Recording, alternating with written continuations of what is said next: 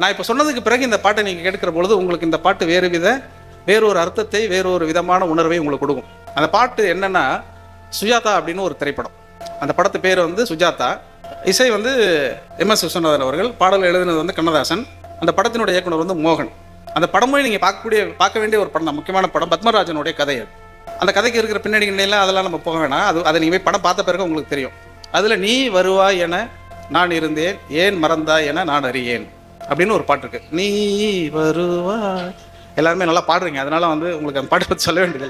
அது முழுமையாக அந்த பாட்டை கேட்டுருங்க.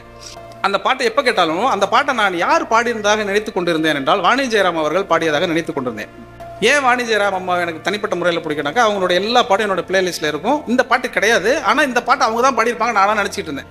ஏன்னா அந்த மாதிரி ரொம்ப ஒரு மெல்லிய தனிந்த குரலில் பாடின அந்த ஒரு பாட்டு. அந்த பாட்டை கேட்கும் பொழுதுலாம் ஏதோ நம்மளே பறந்து யாருக்கோ ஒருத்தருக்கு எதிர்பார்த்துக்கிட்டு உட்காந்துருக்கும் பொழுது, நீ வருவாய் என அப்படின்னு நம்ம யாரையாவது நீ வருவான்னு நினச்சிட்டு இருந்தோம்னா அந்த பாட்டு, அந்த வரி ஞாபகம் வந்துடும். அது எப்படி அவ்வளோ பொருத்தமாக கண்ணதாசன் அந்த வரியை எழுதினாருங்கிறது எனக்கு புரியல. ரொம்ப ஆச்சரியமாக இருந்தது. இந்த பாட்டை கேட்கும் போதெல்லாம் இது ரொம்ப ஒரு மாதிரி, இந்த வேற எந்த பாட்டை விடவும் இது வித்தியாசமாக இருக்கே, ஏன் இப்படி இருக்குது அப்படின்னு எனக்கு தோணிக்கிட்டே இருந்துச்சு. ரொம்ப வருஷம் எனக்கு அதை பற்றி தெரியாது. அதுக்கப்புறம் வந்து விளம்பர படத்துக்கு நான் பாட்டு எழுதினேன். நிறைய ஒரு 500-600 விளம்பர படத்துக்கு நான் பாட்டு எழுதியிருப்பேன். அந்த மாதிரி எழுதும் பொழுது ஒரு தடவை வந்து ராஜீவ் மேனன் சார் இருக்கார் இல்லையா, இயக்குனர் ராஜீவ் மேனன், அவர் வந்து இந்த VVR தேங்காய் எண்ணெய் இருக்கு இல்லையா, அதுக்கு வந்து ஒரு பாட்டு ஒன்று எழுதி கேட்டார். அப்போ நான் எழுதி கொடுக்கும்பொழுது அவரை சந்தித்து அவரோட பேசிகிட்டு இருக்கும் பொழுது எனக்கு தெரியும் ராஜீவ் மேனனோட அம்மா தான் கல்யாணி மேனன் என்கிறவர்னு. இந்த நீ வருவாய் என பாடலை பாடினதும் கல்யாணி மேனன் அம்மா தான். இது வரைக்கும் எனக்கு தெரிஞ்சிருந்துச்சு. இதுக்கு பின்னாடி ஒரு சுவாரஸ்யமான அல்லது வந்து ஒரு துக்ககரமான சம்பவம் இருக்குங்கிறது எனக்கு தெரியாது. ஆனால் அந்த பாட்டு கேட்கும் பொழுதெல்லாம் நம்மளை அறியாமலேயே நாம் ஏங்கி காத்திருந்து அந்த காத்திருப்பு நிறைவேறாமல் போன ஒரு தன்மை வந்து அந்த பாட்டு கேட்கலாம். நீங்கள் அந்த பாட்டில் வந்து இப்போ கூட அது இருக்கும். அப்புறம் அந்த பாட்டை பற்றியெல்லாம் அதை பேசிகிட்டு இருக்கும் பொழுது அதுக்கு பிறகு அந்த சம்பவம் எனக்கும் அது தெரிய வந்தது. தெரிந்த உடனே ரொம்ப அதிர்ச்சியாக இருந்தது எனக்கு. என்னென்னா, இந்த கல்யாணி மேனன் அவர்கள் சிறு வயதிலிருந்தே பாடல் பயிற்சி மேற்கொண்டு நிறைய இசை கச்சேரிகள்லாம் செஞ்சுக்கிட்டே வராங்க. அப்புறம் மலையாள படங்களுக்கெல்லாம் அவங்க பாட்டு பாட ஆரம்பிக்கிறாங்க.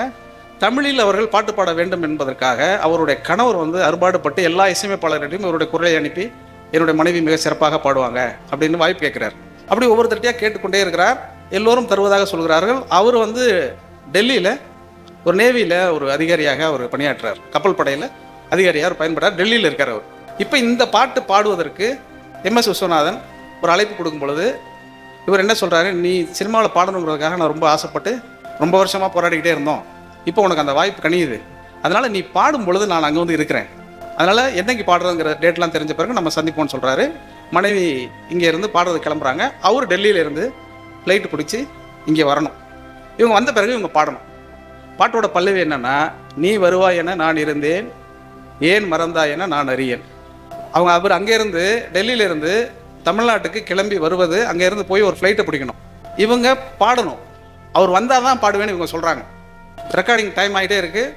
MS விஸ்வநாதன் எல்லாருமே என்ன சொல்கிறாங்க, இல்லைம்மா எப்படி இருந்தாலும் அவர் வந்துட போகிறார், வந்த பிறகு ஒரு தடவை கூட நம்ம டேக் எடுத்துக்கலாம், இப்போ எல்லா ஆர்கஸ்ட்ரேஷன் எல்லாரும் இருக்கிறாங்க, நீங்கள் ஒரு தடவை பாடுங்க அப்படின்னு சொன்னோன்னா ரொம்ப அரை மனசோட, என்ன இருந்தாலும் தனக்காக இவ்வளோ கஷ்டப்பட்டு இந்த வாய்ப்பை பெற்று தந்த கணவன் முன்னால் அந்த பாட்டை பாடிடணும். அவங்களுக்கு அது ஒரு ஆசை இருந்திருக்கு போல இருக்கு.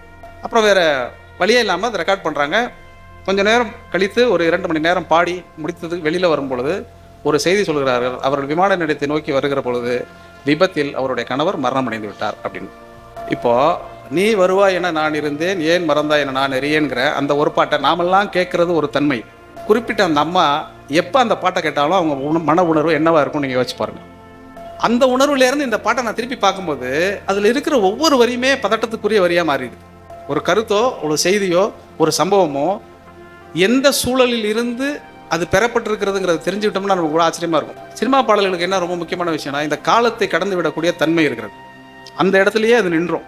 எனக்கு இப்போவும் அந்த பாடலை எப்போதெல்லாம் கேட்கிறேனோ அப்போதெல்லாம் திடீர்னு அந்த சம்பவம் ஞாபகத்துக்கு வருதுங்கிறத தாண்டி இந்த எதிர்பார்ப்பு, ஏக்கம், அதுக்கு பிறகு அதற்கு இருக்கக்கூடிய தனிமையினுடைய துயரம், இதெல்லாத்தையும் சேர்த்து அந்த பாட்டை பார்த்தா அது இயல்பிலேயே அந்த உணர்வு என்பது வந்து எவ்வளவு நிஜமானதாக இருக்கிறது அப்படிங்கிறது.